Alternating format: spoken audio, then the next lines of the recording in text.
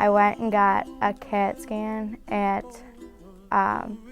Children's in Minneapolis, and they said that they found something.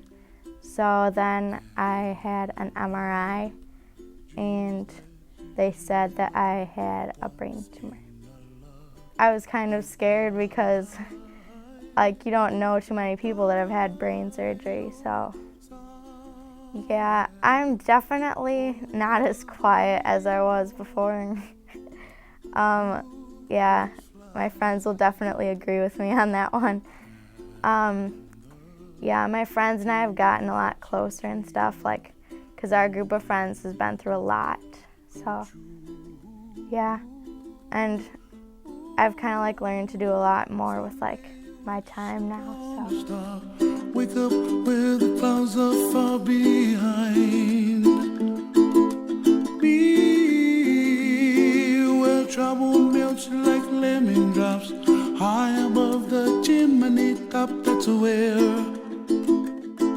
you find.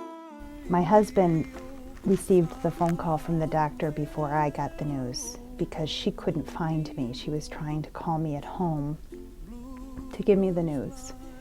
And he had seen the tumor over the shoulder of the technician. So he had known that there was a tumor before I knew, and had had to keep that information to himself all weekend. And that was very difficult for him.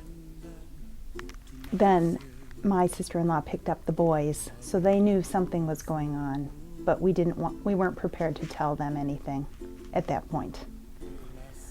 My husband took them out to dinner and told them that I needed to have a craniotomy. And my youngest son, I laugh now, but my youngest son said, "You mean Mommy needs to have her head cut off?" Why are they cutting Mommy's head off? They didn't fully understand. Of people passing by, I see friends shaking hands, singing, "How do you do?" They really say.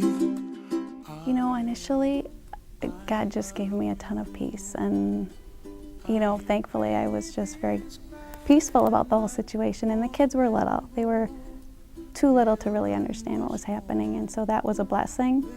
And then the second time around, it was good because they were older, that they were more self-sufficient and didn't need the constant care, physical care, but old enough to understand that, you know, Mommy has cancer and people with cancer die and that kind of thing. So the second time around, it was a lot more, I would say, stressful on the kids. Also, I think for a while, my family, my immediate family especially, because they were with me all the time and caring for me and stuff, wondered, is she ever going to be normal again? You know, is she ever going to get in the car and remember to shut the door, or get out of the car and remember to shut the door, and things like that, that actually provided a lot of laughter for us. You know, looking back where I just couldn't complete tasks, and he opened the oven, I would walk away and leave it open, and my dad said, "So you're going to shut that? You want it shut, honey?" And I said, "No, I'm waiting for the baby to hop in there, you know?" Why can't well, I see trees of green and red roses too. I watch them bloom for me and you, and I think to myself, what a wonderful world. I realize what could have happened to me now. Prior to this whole thing, I didn't know that there was anything wrong with me. Who would have ever guessed that I had a brain tumor? That would have been the last thing on my mind, that the things troubling me in terms of forgetfulness and headaches and all that, I would never have guessed that I had a brain tumor. Well, for us, we went in to see the surgery people after I got out of the hospital, after I was in healing for a while, and I wasn't able to drive a car, I wasn't able to practice dentistry, I wasn't able to play golf. There was a whole host of restrictions I had, and so we were asking them when I'd be able to do these things again. And they stopped and looked at my wife and I and said, "You don't get it, do you?" And we said, "What do you mean?" And they said, "You are never going back to work." And we said, "Why?" They said, "Because you've had brain surgery and you can't ever be certified to do what you did again." And that was a stunning thing for us. They said, "You have had a life-altering experience. Your life will never be the same again." Be where trouble melts like a lemon drops high above the chimney top. That's where